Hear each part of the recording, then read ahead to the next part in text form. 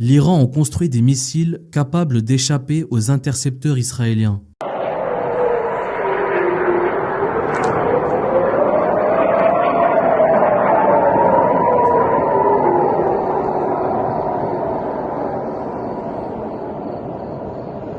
Vladimir Poutine dénonce l'hypocrisie occidentale autour de l'accord nucléaire iranien. Il accuse directement les États-Unis d'avoir trahi leur engagement tout en exigeant que l'Iran continue de respecter un accord vidé de sens. L'Iran a respecté toutes les obligations qu'il avait prises dans le cadre de l'accord bien connu que nous venons d'évoquer.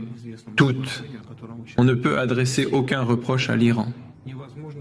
Ensuite, les États-Unis ont décidé unilatéralement de se retirer de cet accord, tandis que les Européens ont continué d'exiger de l'Iran qu'il respecte ses engagements.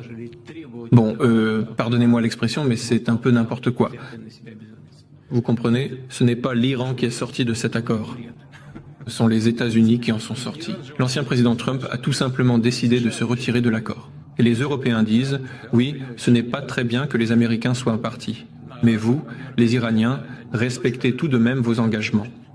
Mais pourquoi diable alors les Iraniens? Excusez-moi, ça sonne un peu grossier en russe. Vladimir Poutine menace Israël et les États-Unis en déployant 6 sous-marins nucléaires près du détroit d'Ormuz. La Russie met en garde Washington et Tel Aviv, accusés de menacer la sécurité iranienne sous couvert de liberté de navigation. Toute attaque contre Téhéran serait désormais perçue comme une provocation directe envers la Russie. Il a aussi menacé les États-Unis et Israël que s'il y avait la moindre attaque sur l'Iran, il enverrait les soldats tchétchènes attaquer. Les médias d'État iraniens affirment désormais que des unités de combat de la République tchétchène de Russie se sont déclarées prêtes à être déployées en Iran si les États-Unis lançaient une invasion terrestre.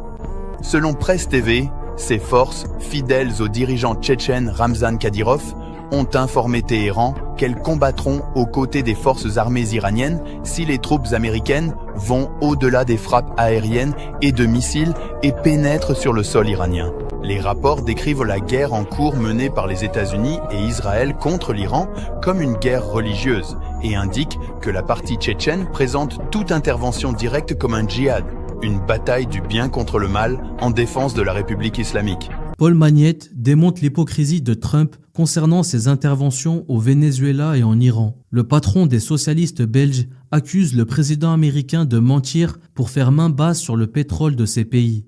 Mais vous croyez que Trump est allé au Venezuela pour défendre les Vénézuéliens et en Iran pour défendre les Iraniens? Non, il est allé dans ces deux pays-là parce que ce sont deux pays qui ont d'énormes réserves de pétrole. C'est la seule chose qui l'intéresse. Quand M. Trump dit « je fais ça pour les Iraniens », c'est un mensonge absolu. Moi, je suis de